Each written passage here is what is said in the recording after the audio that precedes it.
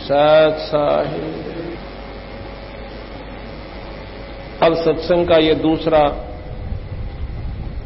दिन है, 15 सितंबर 1999। जैसा कि कल भी बताया था कि सत्संग के अंदर वही प्रेमी आते हैं जिस पर परमात्मा की मेहर हो जाती है। एक सेवक ने अपने गुरुदेव से पूछा, हे गुरुदेव, हमें इस बात की जानकारी कैसे हो है कि भगवान हमारे पर प्रसन्न है? कि पुत्र, जिस दिन तुम सत्संग में आते हो उस दिन ये समझ लेना कि परमात्मा आपके ऊपर पूर्ण प्रसन्न है। अगर इस बात का गहराई से विचार करें तो सत्संग से बड़ी इस सृष्टि में कोई भी वस्तु नहीं है। जिस जायदाद के पीछे हम दिन रात पड़े रहते हैं वो हमारे साथ नहीं जाएगी। अगर आपने जायदाद भी चाहिए, घर में सुख शांति भी चाहिए, तो भी परमात्मा की कृपा से ही होती है। परमात्मा जो चाहे सो कर सकता है, उसके ये गुण हैं। हमारा किया नहीं हो सकता, ईश्वर चाहेगा वो होगा। ईश्वर कब चाहेगा? जब तुम आप ईश्वर को चाहोगे। आपके ईश्वर के चाहने का प्रतीक क्या है कि आप सत्संग के अंदर आओगे। सत्संग के अंदर आना कोई बच्चों का खेल नहीं है।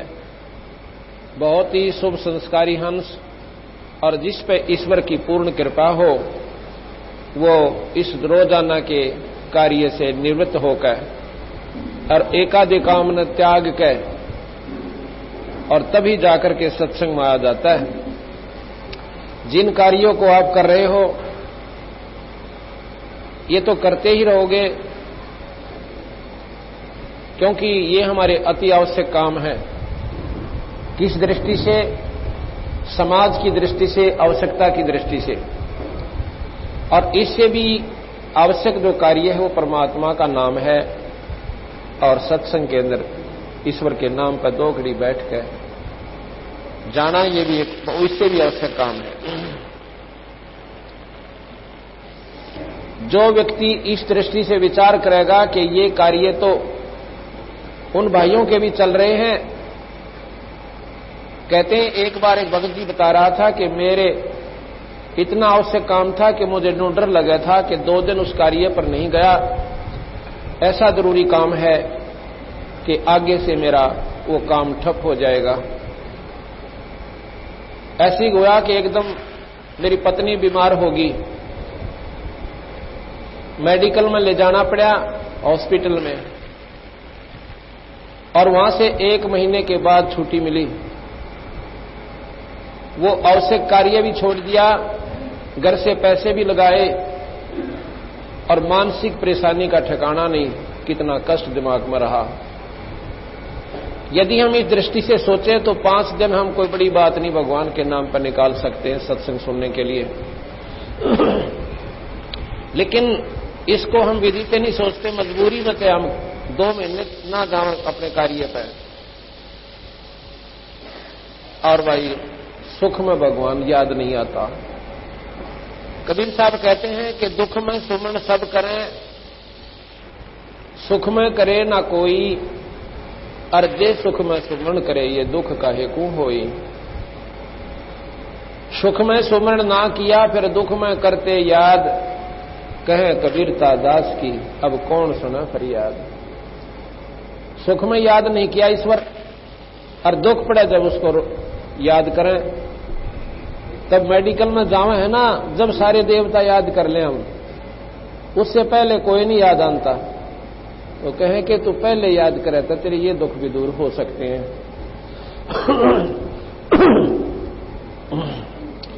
तो आज जो हमने कल आपको बताया था कि आज हम आपको एक अनमोल कथा सुनावेंगे जो आज तक आपने सुनी नहीं थी। और जिन्होंने सुनी है वो उनको और आनंद आवेगा, क्योंकि भगवान की चर्चा चाहे करोड़ बार सुन ले, पुण्य आत्मा ने उतना ही आनंद आता है। जिस प्रकार स्वस्थ व्यक्ति रोजाना रोटी खाओ दिन में 2-2 बार, और बड़े दिन हो जाएं जब 3-3 बार भी हम भोजन प्राप्त करते हैं, और जितनी बार खाते हैं उतना ही स्वादिष्ट लगता है। ठीक इसी प्रकार जो स्वस्थ आत्माएं हैं, जो पाप रहित आत्माएं हैं, उनको भगवान की चर्चा वही बात और वही कथा से 100 बार सुन ले, आपको उतने ही आप आनंदित होंगे। और जिस दिन जो होगा कि ये तो सुन रखी है हमने कई बार, अब वो बात फिर गड़बड़ हो जाती है। जिस प्रकार बीमार आदमी ने कहा कि आज रोटी को ना खाता, मैंने सुबह खा ली थी, वो क्यों नहीं खा रहा? क्योंकि उसके शरीर में कोई गड़बड़ हो चुकी है, या तो बुखार की शिकायत है या बदहजमी हो ली। इसीलिए जिस व्यक्ति को परमात्मा की चर्चा अच्छी नहीं लगती, उसमें फिर कोई पाप कर्म उसको कष्ट देने वाला है। उसका तरीका भी यही है कि सत्संग में आवे। अब दवाई ने के कोई खा कर प्रसन्न होता है, पर मजबूरी में खानी पड़ा करे, चाहे वो कड़वी लागे और चाहे कोई मीठी दवाई हो। दवाई लेने से, दवाई खाने से ही छुटकारा होगा। इसलिए ये सत्संग में परमात्मा की कथा एक मेडिसिन का काम करती है, दवाई का काम करती है हमारे पाप कर्मों को काटने के लिए।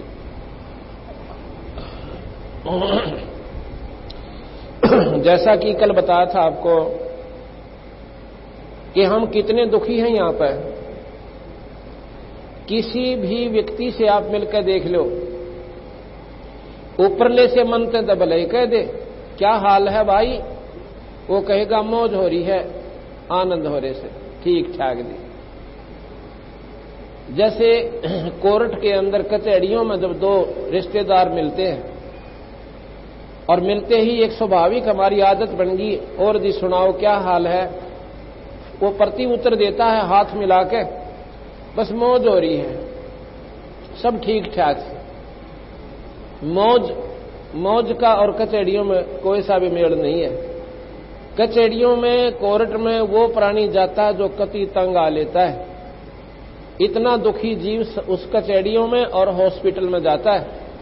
हॉस्पिटल में मिलते हैं तो भी क्या हाल है, अकमौज है, बस एक कहते हैं तो वहां भी कहते हैं क्या हाल है, बस ठीक ठाक दी, मौज है। बस एक पुत्र है वो बीमार हो रहा है, एक लड़का से, और बच्चे भरोसा है, फिर मौज का एक ही। गरीबदास महाराज कहते हैं ये संसार समझदा ना ही, कहंदा श्याम दोपहरे नू, जेठ की धूप जड़े अरनो कहना ठंड सी है। इतने बूंदे कष्ट को, इतने दुखों को हम झेलते हुए और फिर भी ये कहते हैं मौजोरी से। क्यों कहते हैं? क्योंकि हमने इन दुखों को सहन करने की आदत बन गई और समाधान कुछ होया को नहीं।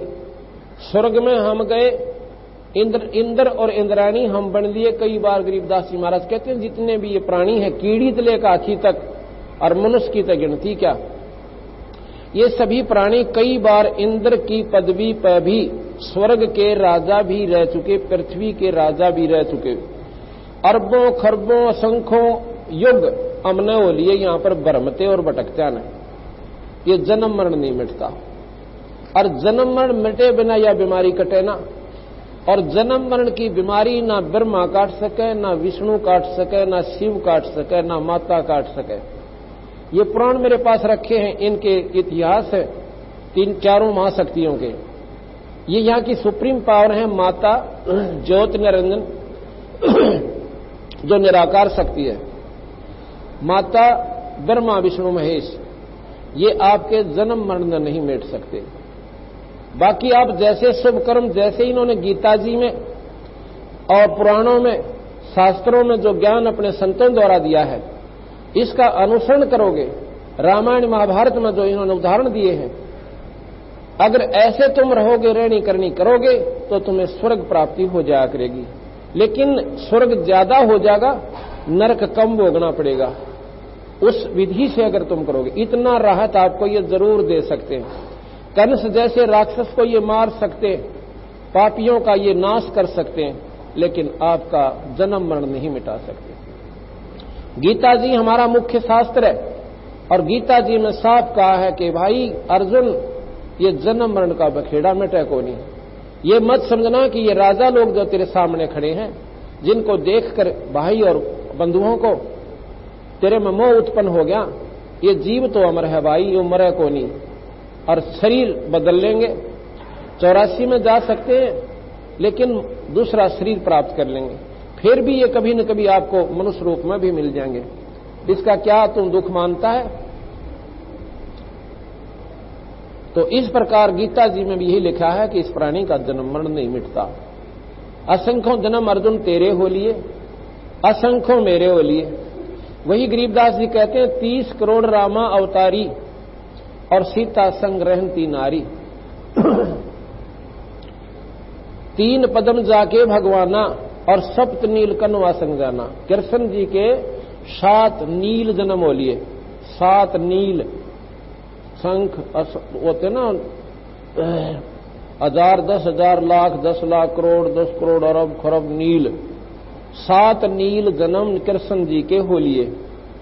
जब इन स्वयं परमात्माओं के जन्म मरण नहीं मिटे तो ये आपके जन्म मरण को नहीं मिटा सकते। एक हैवग्रीव नाम का एक भक्त साधना करता है माता की। हैवग्रीव बोले हैं गर्दन घोड़े की और शरीर देवता का। ऐसे रूप का एक भगत था। उसने माता की साधना की, शेरा वाली, अष्टंगी की, 8 भुजा वाली की। माता प्रसन्न हुई। माता ने पूछा के मांगा भाई? मांग तेरे मन में जो आवे। अकमाई मैं मरूं को ना, मैं मरूं नहीं, मुझे ऐसा वर दे।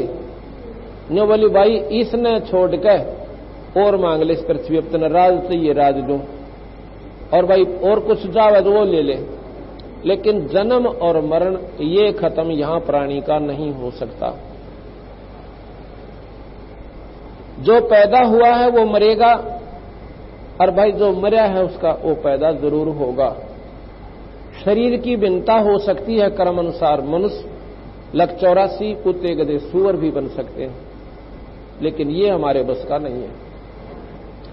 और गरीबदास जी महाराज क्या कहते हैं कि उत्पत्ति प्रलय मेटू खानी, ये जन्म मरण की बीमारी तुम्हारी मैं मिटा सकता हूं। अब शास्त्रों से ही ज्ञान हमने ब्रह्मा विष्णु महेश माता और ब्रह्म तक का हुआ।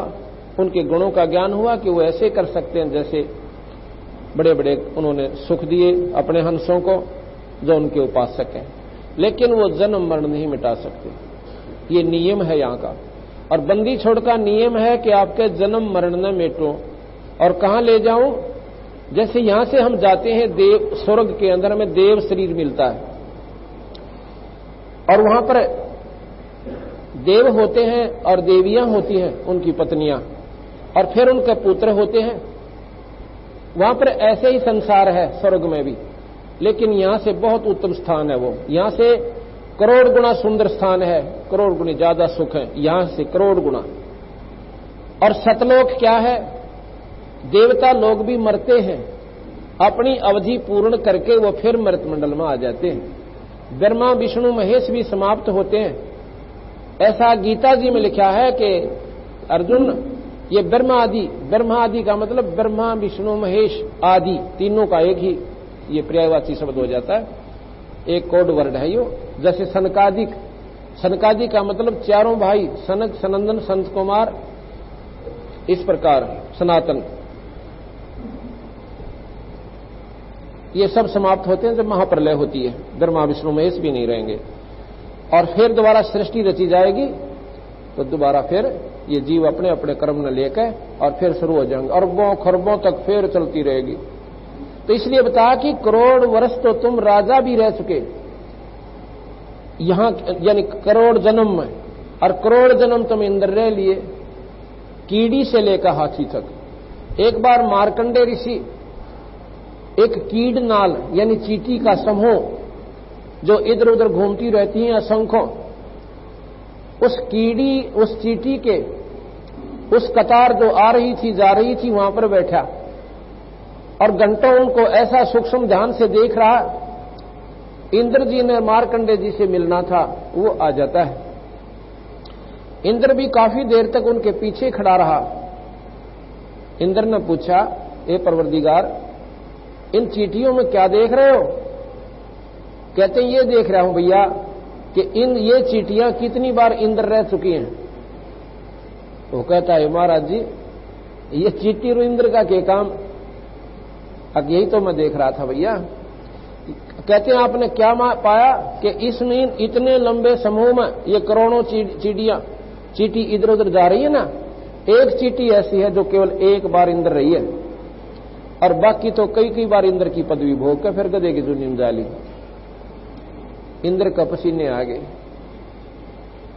लेकिन ये राज का सुख है ना, ईब जिसने दारू की लत पड़ रही है, नाम लेने ध्यान ने सोचा है, ले वह दारू छोड़नी पड़ेगी ना, नाम तो ले लो। यानी वो चस्का कौन छूटता? गधा बनना मंजूर, कुत्ता बनकर टिट्टी खाना मंजूर, पर यह बुराई ना छूटे, और थोड़ा सा सुख राज का। इंद्र का राज स्वर्ग का राज होता है। और बंदी छोड़ भगवान कहते रहे, वो भी कुछ को ना। और तू यहां पर एक MLA बनकर अंडी पाक जा, सरपंच बने पाचन ने सोचा तेरे बराबर कोई भी कोई ना। ये तो अक्षीण सुख है, और जो असली सुख है वीरा वो सतलोक में है। उसका तुमने ज्ञान न को नहीं, क्योंकि ये शास्त्र यहां तक के सीमित कर दिए। सतलोक का ज्ञान न को नहीं। इस प्रकार जब महाराज ने गरीबदास जी ने यही बताने की कोशिश करी है कि भाई अब जैसे हम ये साधना करेंगे ना जो बंदी छोड़ भगवान कबीर साहब बताते हैं और गरीबदास जी बताएं, और यह सबसे आसान, ना तपस्या करनी, ना इसमें कनागत काटने, ना इसमें पितर सिद्ध, ना देवताओं का प्रकोप रहे। एक ऐसा मंत्र देते हैं शुरू में हम, उससे सभी देवी देवता जो भी आपके ऊपर दबाव देते हैं, कोई पितर है, कोई प्रेत है, कुछ भी है, वो तो नजदीक नहीं आवे। और उस मंत्र की कमाई से आपके अर्थ, धर्म, काम और मोक्ष, ये चारों पदार्थ आपको यहां मिलने शुरू हो जाएंगे। इसके साथ साथ ये तो है आपको यहां का सुख, जिस सुख को आप कभी मंदिर में ढूंढो, कभी तीर्थ पर जाकर खोजो, या किसी पाठ के माध्यम से खोज रहे हो, या व्रत के माध्यम से वो सुख पाना चाहते हो, आपको वो नहीं मिलता। इस मंत्र से आपको वो सबसे पहले वो सुख मिलेंगे। फिर आपका दृढ़ विश्वास होगा इस भगवान के चरणों में, कबीर भगवान के चरणों में। ये पूर्ण परमात्मा है कबीर साहब, पूर्ण ब्रह्म है, अनंत कोटि ब्रह्मांड के भगवान है। और फिर हम यहां से इस साधना को करके एक नाम का जाप करना बस, और नाम के ही जाप से स्वर्ग जाया जाता है।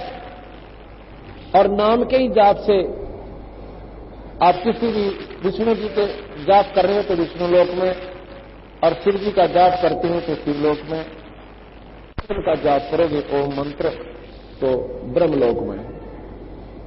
उसके बाद अपने पुण्य खा के फिर वापस नरक भी भोगना पड़ेगा आपको।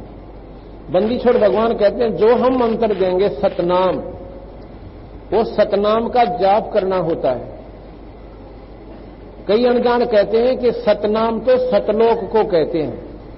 वो तेरा भला, सतनाम अलग चीज है, सतलोक वो स्थान है, और सतनाम के द्वारा स्थान पर जाया जाता है। तो इतने अज्ञान हमारे अंदर घर कर चुका है कि हम यथार्थ भक्ति का पता ही नहीं रहा। तो इससे हम कहां जाएंगे? सतलोक चले जाएंगे। सतलोक में क्या होगा? हमारा वहां पर ऐसे ही जैसे प्रक्रिया यहां पर है ना, मनुष्य हम पैदा हुए और फिर बेटा बेटी हो गए, रिश्तेदारी जुड़ गई, आपस में मोह ममता हो गए, हम बड़े प्रसन्न हुए बैठे हैं, और एक सेकंड के बाद पता ना के बिजली पड़ जावे और के गलत कहानी यहां परिवार पर हो जावे। और स्वाभाविक भी मान लीजिए हम धीरे धीरे यहां से शरीर त्याग कर जाएंगे समय अनुसार, तो भी एक दिन यहां से चला ही जाना है, चाहे बूढ़े होकर वृद्ध होकर हम शरीर त्याग गए। तो भी यहां पर रहना नहीं। और फिर गर्भ का दुख, और फिर तपतशिला के ऊपर जो निरंजन भून के खावा हमें वो दुख। यहां पर किसी का हाथ कट गया, किसी का कैंसर होगी, किसी की जोड़ा में दर्द हो रहा, किसी का बिजनेस ठप हो गया, किसी की खेती मर गई, किसी ने रुपये मार लिए जनता को, ना मुकदमा हो गया, कहीं पर लठबाज गया, लड़ाई होगी, कहीं पर राजाओं की आपस में खींचातानी, वहां दुनिया मर गई, कितना नहर में बस गिर गई। यानी इतने बुंडे कुकर्म के लोक में, इतने गंदे लोक में हम इतने राजी हुए बैठे। और सतलोक में जो प्राणी चला जाएगा उसका दोबारा मरण नहीं होगा। देख कमाल की बात, ये भी तो शास्त्र है, उसको पढ़ कर देखो। उन्हीं शास्त्रों को हमने सत्य मान लिया और इसको हम मानते नहीं। क्यों नहीं मानते? जब तक नहीं मानते जब तक इसकी जानकारी नहीं होगी। तो हम वहां सतलोक में जाएंगे, वो लोक कभी नष्ट नहीं होता, उसमें गया हुआ प्राणी मरता नहीं दोबारा, और वो ऐसा शरीर मिलता है, ना उसमें कष्ट होता है, ना वहां पर कोई दुख होता है, ना उसमें रोग लगे, और ना ही कोई मरे प्राणी और परिवार नो के नो। जो एक बार यहां की कमाई करके और सतलोक जोगी अधिकारी जो प्राणी हो जाता है सतनाम का जाप करके। सतनाम सतनाम ये जाप नहीं है कदे घर न जाकर तुम आप करने लग जाओ सतनाम सतनाम सतलोक चले जाएंगे, नहीं। वो सतनाम एक सच्चा नाम है। उस सच्चे नाम, वो नाम और है, वो केवल गुरु देता है। जिस गुरु को सतनाम का ज्ञान है उसने उपलब्धि कर रखी है उस सतनाम का, और उस कनेक्शन जोड़ लिया उस ईश्वर ने, वो फिर अपने कनेक्शन से आपको कनेक्शन देगा और तब आपकी कमाई शुरू होगी उस नाम के जाप में। इसके बाद आपको फिर सारनाम दिया जाएगा, और सारनाम के बाद जब आप निर्गुण उपासना के अधिकारी हो जाओगे वो मार्ग बताया जाएगा, तो आप सतलोक चले जाओगे। दूसरा, सतनाम जाप करने वाले सारनाम प्राप्त प्राणी का दोबारा जन्म 184 का नहीं होगा। जिसको सतनाम सारनाम प्राप्त हो गया वो 84 में नहीं जाएगा, मनुष्य शरीर प्राप्त होगा। चाहे उसके करोड़ जन्म होना जब तक सतलोक नहीं जाएगा, चाहे उसके लाख जन्म हो और चाहे 4 जन्म हो, जब तक वो सार शब्द प्राप्त करने के योग्य नहीं होगा तब तक उसके जन्म मनुष्य के होंगे, और फिर वो 84 में नहीं जाएगा, फिर सतलोक जाएगा। इतना इस सार सतनाम और सारनाम प्राप्त प्राणी को ये एक अनमोल अवसर, अनमोल लाभ उसको प्राप्त होगा। अब यहां पर आप देख रहे हो, एक बहन मिली मेरे को गांव में, वो 60 के करीब आयु हो रही है उसकी। अब ऐसे ही मैंने बताया कि भाई यहां पर तो घने दुखी हो रहे हैं हम, यहां पर जीवन जान कुछ नहीं है इस प्राणी का। अपनी बुद्धि से देखा देखी, जिसके 4 लड़के थे एक मर गया, वो नो सब्र कर ले है कि ऐसे फलाने व्यक्ति का एक का लड़का था वो मर गया, वो भी तो दिन काटने से हम भी काट लेंगे। जिसका एक ही पुत्र था, पहले पति मर गया, फिर पुत्र की आस बनी ये भगवान यो ठीक ठाक रहे, और वो भी फिर मर गया, वो बच्चा भी उसके सामने मर जाता है उस औरत के सामने। अब विचार करो, जिसकी 50-60 साल की आयु होगी, पति मर चुका है और जिस पुत्र के ऊपर उसने सारा जीवन न्यौछावर कर रखा था, और वो पुत्र भी मर चुका है। अब वो बेचारी अपने जीवन में किस प्रकार काटेगी? अपनी छाती पर हाथ धर कर देखो आप। अगर उस माई की स्थिति में आप हो तो इस संसार को आप क्या कहोगे? इसको धोखा, पर ये धोखा किया किसने? पहले तो आस लगाई कि तेरे बेटे हो जा, ये पुत्र तुम्हारा है, ये परिवार तुम्हारा है, ये रिश्तेदारी तुम्हारी है। फिर कहा ये जायदाद तेरी है, और अब तुम मौज मार, और मौज का यहां पर सांस भी को ना। तो इतने गंदे कष्ट में हमारे को किसने डाल रखा है? जब हमारे शरीर का भरोसा नहीं, शाम से पहले इस सांस का भरोसा नहीं कि बाहर गया कि अंदर आवे कि ना आवे।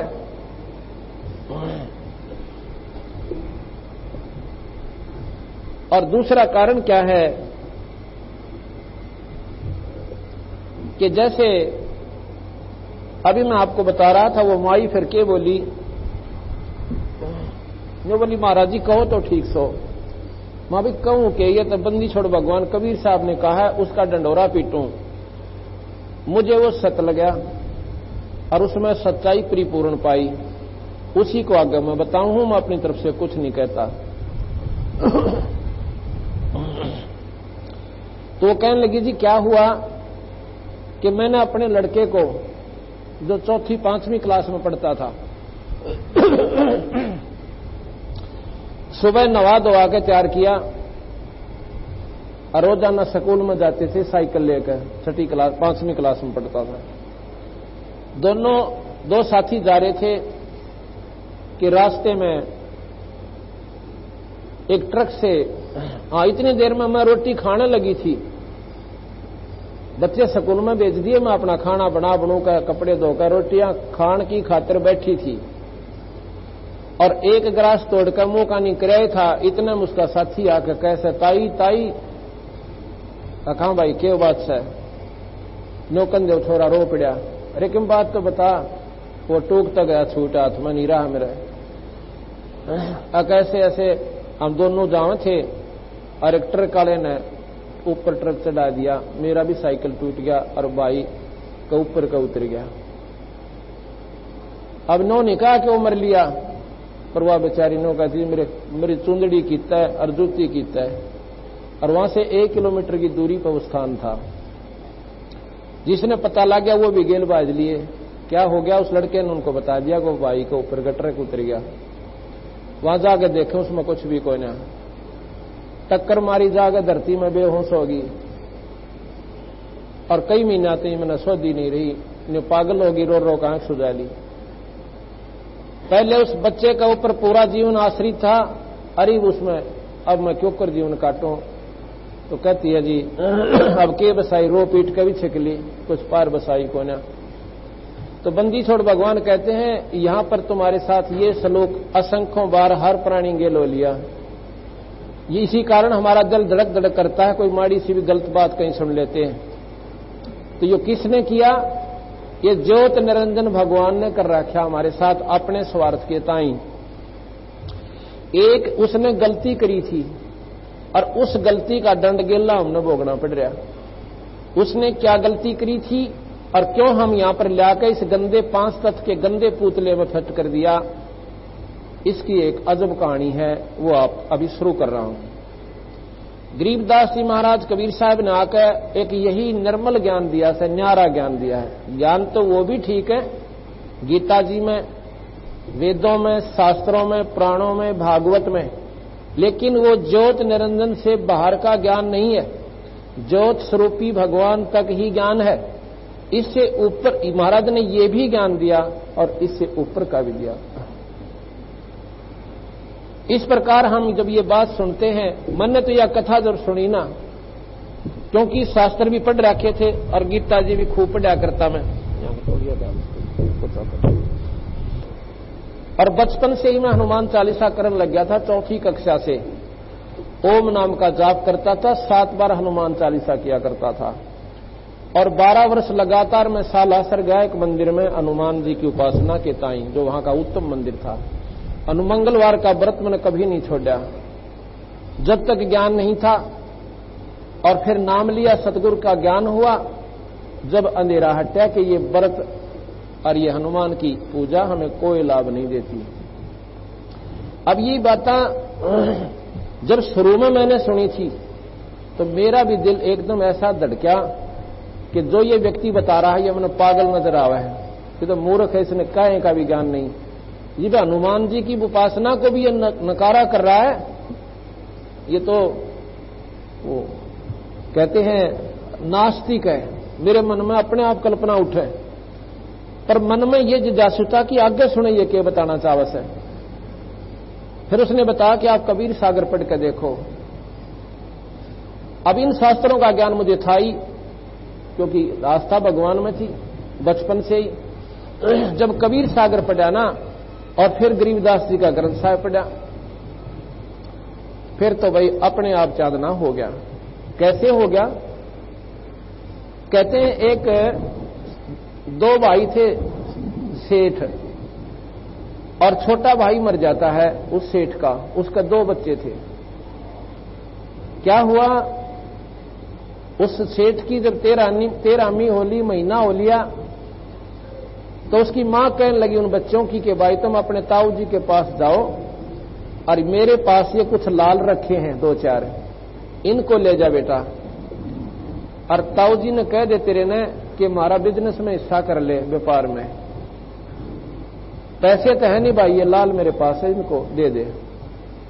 दोनों भाई उस मां के द्वारा दिए गए लाल की वह पोटली सी लेकर और ताऊ जी के पास गए।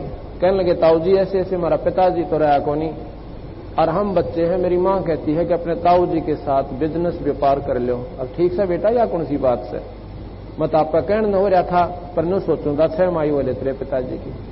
अगदी वो तो ठीक से, पर वो होली जाली मेरी मां ने कैसा है भाई, रोटी करे बिना तो काम ना चले, करे बिना काम चले को ना, बिजनेस तो धंधा करना ही पड़ेगा।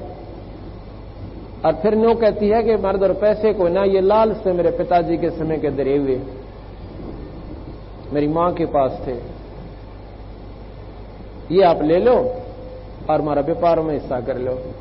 उसने देखा वो उल्टे डाल दिए, अगले बेटा न ले जाओ, ये तो कीमती चीज होती है ना, है इसको फिर अपना धन सहित अगर रखा जब भी एक बात से।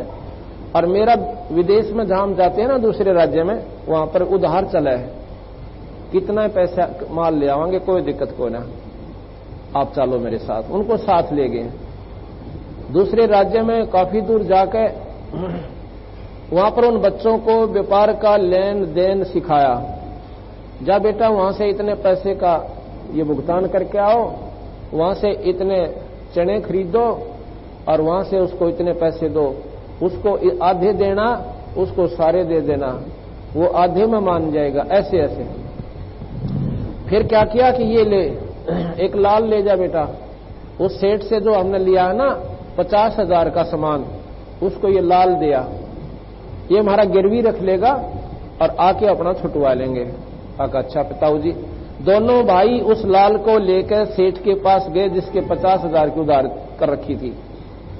कहने लगे लाला जी ये लाल रख लो, मेरे ताऊ जी ने भेजा है और कहता है कि जब पैसे हो जाएंगे ना लाल छुटवा लेंगे और आपके पैसे दे जाएंगे। अब कोई बात ना, लाओ भाई।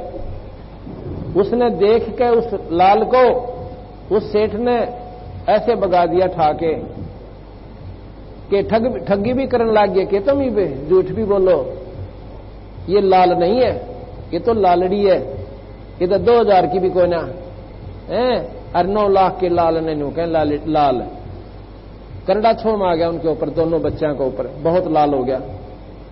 चोर कहीं के ना पैसे हूं कह दो हम देने कोई ना ठा ले जाए ना, यानी उन बच्चा के इतना भय हो गया क्यों तो भाई या कई तकई क्यों कर इसने, और ताऊ जी का गलती ना करें।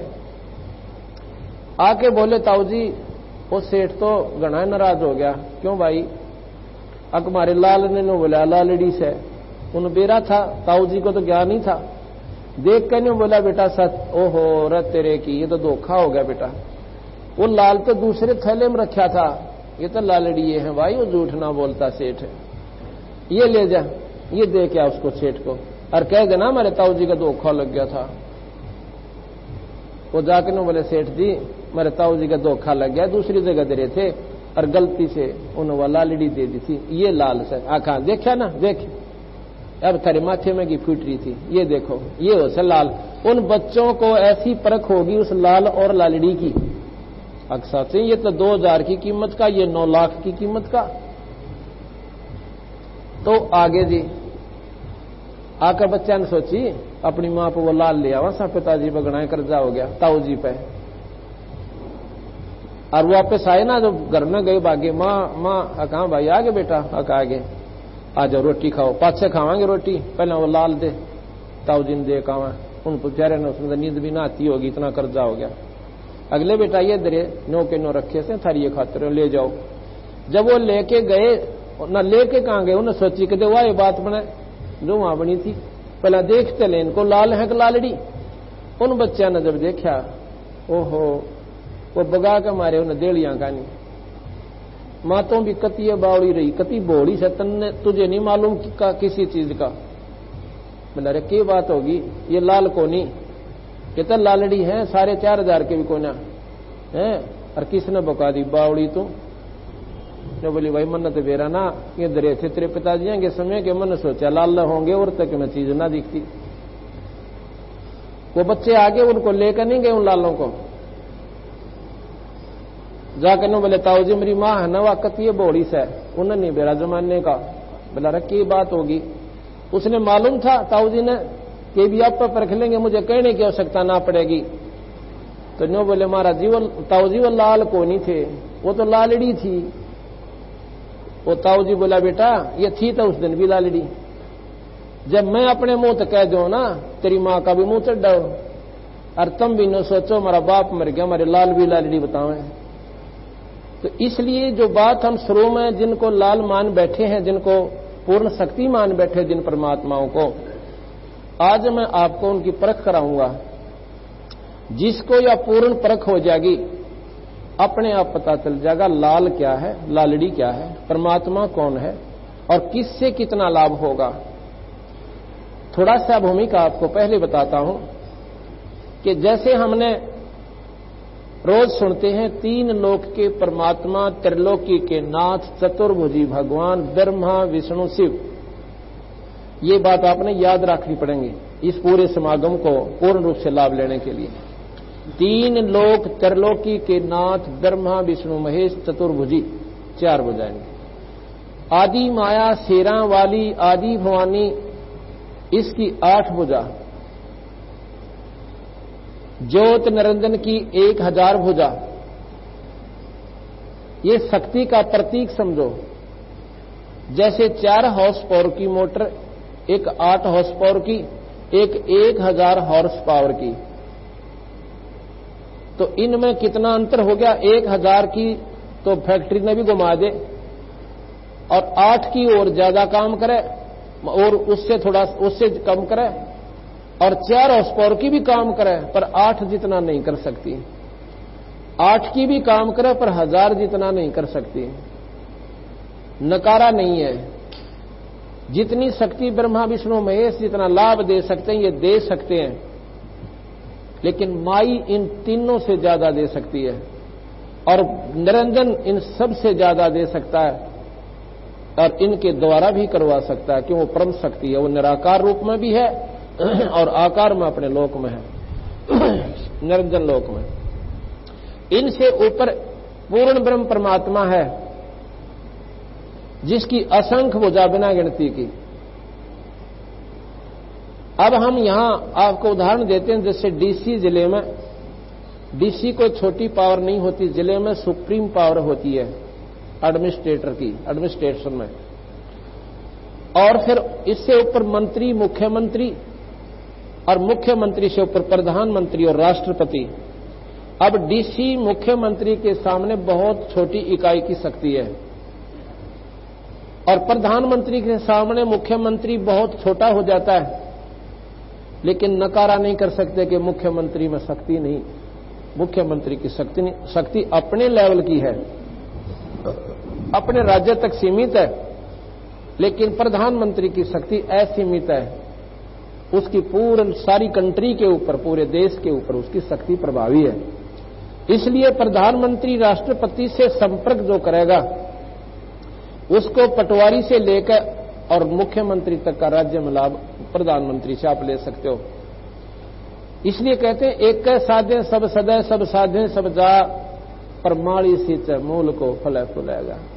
अब वहां से मिले क्यों कर प्रधानमंत्री से, अब मिलाने वाला मिले। अब प्रधानमंत्री से लाभ कब मिला है, जब हमें उसे कोई मिलाने वाला मिले। प्रधानमंत्री से भौतिकवाद में मिलाने वाले को सिफारसी कहते हैं। प्रधानमंत्री का खास आदमी, उसको सिफारसी की संज्ञा दी जाती है। और आध्यात्मिकवाद में उसे पूर्ण परमात्मा सत्पुरुष से मिलाने वाले को गुरु कहते हैं, सतगुरु।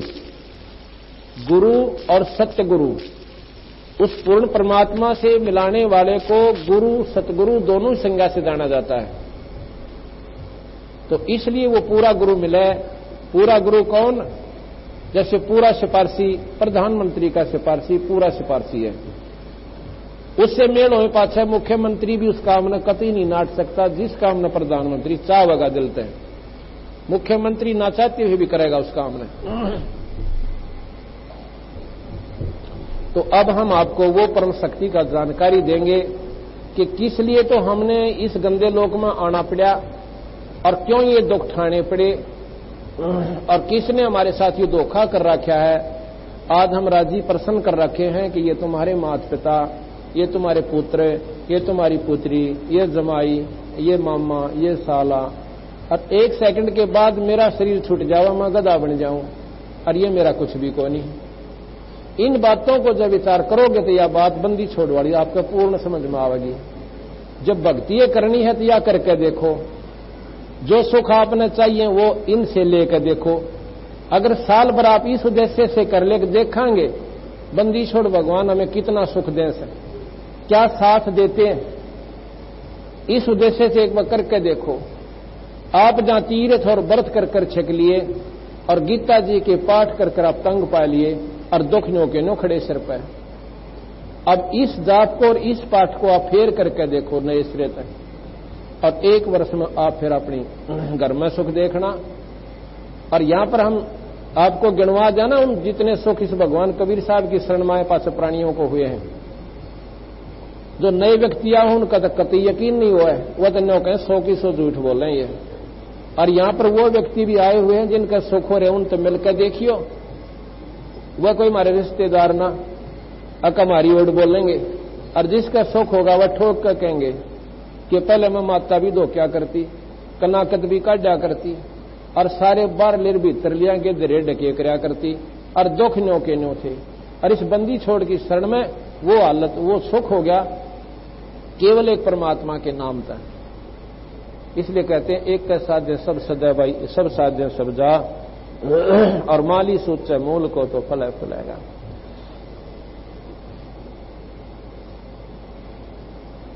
एक धर्मदास नाम का बांधवगढ़ का रहने वाला बहुत ही धनवान सेठ आदमी था। बांधवगढ़ मध्य प्रदेश के अंदर है, उमरिया जिले में। अब हम होकाए से उस बांधवगढ़ के अंदर इसी महीने की हम 30 तारीख को वहां पर पहुंच गए थे पिछले महीने। तो वहां का वो रहने वाला सेठ पर परमात्मा में श्रद्धा उसकी विशेष थी, जरूरत से ज्यादा। भगवान शिव, विष्णु और सभी माता गीता जी का पाठक, इतनी तगड़ी लगन थी कि उसने तन मन धन उसका ऊपर वार रखा था। बांधवगढ़ से चल के वो मथुरा में पहुंचा। मेरे ख्याल में मथुरा से बांधवगढ़ 700 किलोमीटर 800 किलोमीटर पड़ती है ज्यादा वैसे को। और उस समय जंगलों में का आना और वहां देखे मध्य प्रदेश में नो एक बार नीचे खड़े और नो चढ़ गए, फिर नू निकल गए, फिर नू निकल गए जंगला के मां का। अब स्थिति तो अब है जबकि वहां पर सड़कें बन गई, पुल बन गए उन नालों पे। और पहले तो उनका वहां का आना पड़ा करता था, कति उनको दुख पाता हुआ। वो प्राणी परमात्मा की चाह में, भगवान कृष्ण की उमंग में और मथुरापुरी में आ गया था। यहां आके कबीर साहब उसको मिलते हैं। उनको समझाया भाई ये साधना धर्मदास ने करोड़ों जन्म कर ली पर बिराया बिरान माटी या दुर्गति तुम्हारी मिटी नहीं। ये प्रसंग न्यारा सुनाएंगे आपको। तो जब उसकी ये बात समझ में आई कि महाराज जी फिर जन्म मरण मिटे किस विधि से और क्यों हम तंग पाए इसे गंदे लोक में आके। कल शादी हुई लड़की की, परसों जमाई मर गया। एक दिन पहला तो खुशी का ठिकाना नहीं सोची थी माता पिता ने कि बच्ची पराई होगी, बोझ उतर गया। और की बेरा था परसों इससे 12 वजन बनेगा। इसे गंदे लोक में मारे के लिए सलूक रखा, किसी की आंख फूट गई, किसी की दोनों टांग कटी पड़ी। और कोई कैंसर तो भुगत रहा, कोई कुत्ता बनकर और के खा रहा, कभी सूअर बनकर, वो क्या भोग रहा है। इतना गंदी हालत हमारी किसने करी दाता? क्या हमने कभी विष्णु जी की साधना नहीं करी जिन्होंने छुटकारा नहीं दिवाया? कबीर साहब कहने लगे, बेटा ये छुटकारा नहीं दिवा सकते, ये बेचारे स्वयं उस निरंजन के अधीन हैं, ये उनके सेवक हैं, ये कानून से बाहर नहीं जा सकते। जो तेरे भाग में वो भोगना पड़ेगा, इसने ये मिटा नहीं सकते। स्वयं भगवान रामचंद्र जी ने नारद जी द्वारा श्राप दिया गया था विष्णु जी को कि जिस प्रकार आज तूने मेरे साथ धोखा करके और बंदर का मुंह ला दिया, एक औरत जिससे मैं शादी करना चाहता था और उससे तूने स्वयं शादी कर ली, अब तू भी एक दिन इस औरत की खातिर दर दर भटकेगा, तेरे साथ नहीं रहेगी, इसका आनंद नहीं ले सकता। जैसे भाई पति पत्नी का भाई उम्र तय साथ होता है, ऐसा तेरे को नहीं रहेगा। उस श्राप का दंड विष्णु जी ने स्वयं भोगने के लिए राम अवतार बनकर दशरथ के घर जन्म लेना पड़ा और सीता और राम इकट्ठे नहीं गए। जब स्वयं तीन लोक के परमात्मा ने इस दंड का भोग भोगना पड़ा, कर्म दंड से नहीं बचे, तो भाई यहां पर और कौन बचेगा धर्मदास? इसलिए तुम गधे भी बनोगे, कुत्ते भी बनोगे, सुअर भी बनोगे, भाई 84 भोगनी पड़ेगी। ये इस तीन लोक का उत्तम नियम है। इस प्रकार तो महाराज जी पूर्ण सुख कहां भाई सतलोक में होगा धर्मदास? वो सतलोक क्या है महाराज जी? हम क्यों आए यहां पे? बताया कि ज्योत निरंजन भगवान ने 1 लाख प्राणी रोज खाने हैं। कैसे खाता है? ये सूक्ष्म, ये शरीर यहां रह जाता है और इसके अंदर एक सूक्ष्म शरीर है जिसमें ये प्राणी रहता है। सूक्ष्म कारण, कवल्य, महास कारण, ये कई आवरण हमारे उस आत्मा के ऊपर इसने ढक के अपनी सूझबूझ से जीव बना दिया। अब जैसे ये कितना सुंदर शरीर किस चीज से बना दिया, ये सब न बेरा, ये पानी से बनाया ये शरीर और कितना सुंदर बना दिया जादूगर ने।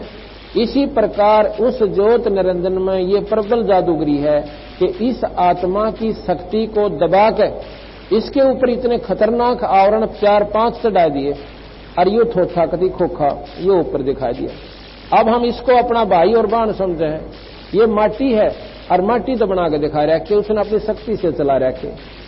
ये नहीं, उस सूक्ष्म जीव को खाता है भून के।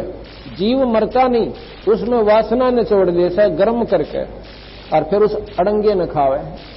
वही आदत हमारी यहां लोगों की है। बकरे मुर्गे को काटें, उसकी जान जाए, उसका स्वाद बने, अड़ंगे न खा के। ओए होए, वो मन यहां भी स्वाद ले। मन जो है ये निरंजन है। अब हम आपको बताते हैं गरीबदास जी महाराज की आरती है, उसमें लिखा है, उसमें बताया है कबीर साहब ने कि भाई पहले कुछ भी नहीं था, ना ब्रह्मा, ना विष्णु, ना शिव, ना निरंजन और ना ही माता और ना ये पृथ्वी, 9 लाख तारे और ना ये लोक को, कुछ नहीं था। यहां पर सब अंधेरा ही अंधेरा था और हम सब जीव सतलोक में रहते थे। वहां पर इस निरंजन ने हमारे को धोखा दिया, हमारे को वहां पर बलोया इसने कि मेरे साथ चलो, वहां पर तुम्हें ऐसे दूंगा, ठाठ करोगे, स्वर्ग बनाऊंगा, आकार मरा करेंगे, खूब मौज मारा करियो, कोई दिक्कत नहीं। अब कैसे? और फिर मारी गिला केस लोग किया इसने। अरे कोई गधा बनाया, कोई गधी बनाई, कोई कुत्ता बनाया, कोई कुतिया बनाई, किसी का बालक मार दिया, किसी का भाई खत्म कर दिया। तो कहते हैं धर्मदास, अदली आरती अदल पठाऊं, युगन युगन का लेखा ल्याऊं, जादिन नाथे पिंड नहीं प्राणा, नहीं पानी पवन जमी असमाना।